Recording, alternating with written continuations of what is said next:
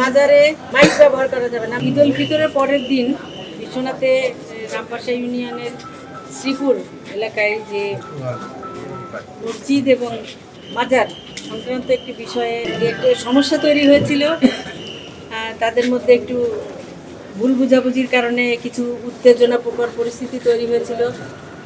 সেটার বিষয়ে আমাদের পুলিশ প্রশাসন এবং আমাদের স্থানীয় যে সাধারণ যে প্রশাসন, তারা এই বিষয় নিয়ে কথা বলেছিল এবং সমঝোতার প্রস্তাব নিয়ে তাদের মধ্যে একটা সমন্বয় করার জন্য তারা প্রচেষ্টা করেছিল।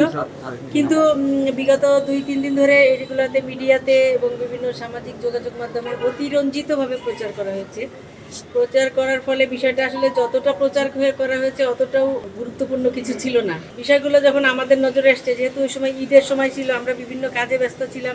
নগদ নিয়ে এলো হার নামানা হার অফার। সর্বনিম্ন 10,000 টাকা রেমিটেন্স নগদে পাঠালে থাকছে স্বর্ণের হার জেতার সুযোগ।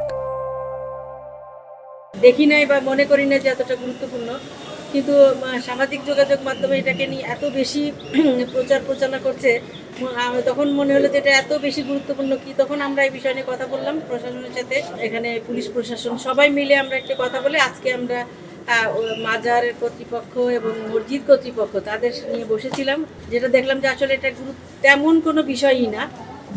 কিছু উচ্ছৃঙ্খল মাজার সাধারণত আমরা দেখেছি যে অতীতে বিভিন্ন জায়গায় যে মাজারে কিছু বাইরের লোকজন এসে বিভিন্ন ধরনের ঝামেলা তৈরি করে, বিভিন্ন ধরনের অসামাজিক কার্যকলাপ যেগুলো তারা করে, এগুলোর সাথে আসলে মাজার কর্তৃপক্ষ জড়িত না। তারা বাইরে থেকে এসে এই জায়গাটাকে সুযোগ নেয় একটা, সেটা একটা। আর একটা হলো যে মসজিদ আসলে ভাঙচুরে যেটা বলা হয়েছে, মসজিদ ওরকম ভাঙচুর কিছু না।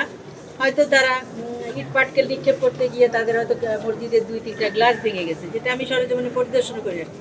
তো যাই হোক, যেটাই হোক না কেন, আমরা তাদেরকে নিয়ে বসলাম এবং সবার সাথে আলোচনার ভিত্তিতে সবার সম্মতিক্রমে আমরা সিদ্ধান্ত নিয়েছি মসজিদে 3-4টে গ্লাস ভেঙেছে, সেটা মেরামত করে দেওয়া হবে এবং এটার দায়িত্ব নিয়েছে আমাদের স্থানীয় 3জন চেয়ারম্যান আছে তারা। আর মূলত আসলে দুই পক্ষ তাদের কোনো ক্ষয়ক্ষতি হয় নাই, তারা সেটা বলেছে যে তাদের কোনো ক্ষয়ক্ষতি তারা দাবি করে নাই যে আমাদের ক্ষয়ক্ষতি হয়েছে। এই প্রেক্ষিতে যে মাজার সংক্রান্ত যে জটিলতা ছিল, যে সেটার জন্য আমরা কয়েকটি পদক্ষেপ নিয়েছি। সেটা একটি হচ্ছে যে মাজারে মাইক ব্যবহার করা যাবে না, তবে তারা স্পিকার যদি ব্যবহার করে সেটা করতে পারে, কিন্তু মাইক ব্যবহার করে অন্যদেরকে যে ডিস্টার্ব করা সেটা যেন না হয়। আর হলো এখানে কোনো মদ গাঁজা বা অন্যান্য অসামাজিক কার্যক্রম সেটা চলতে পারবে না। নারী পুরুষদের জন্য আলাদা ব্যবস্থা থাকতে হবে। এখানে যদি গান বাজনা হয় সেক্ষেত্রে গজল, তারপরে জিকির আজগার এগুলা, তারপরে যদি গান হয় সেটা মুর্শিদি গান বা পীর মুর্শিদের যে গান আছে সেগুলো তারা করবে।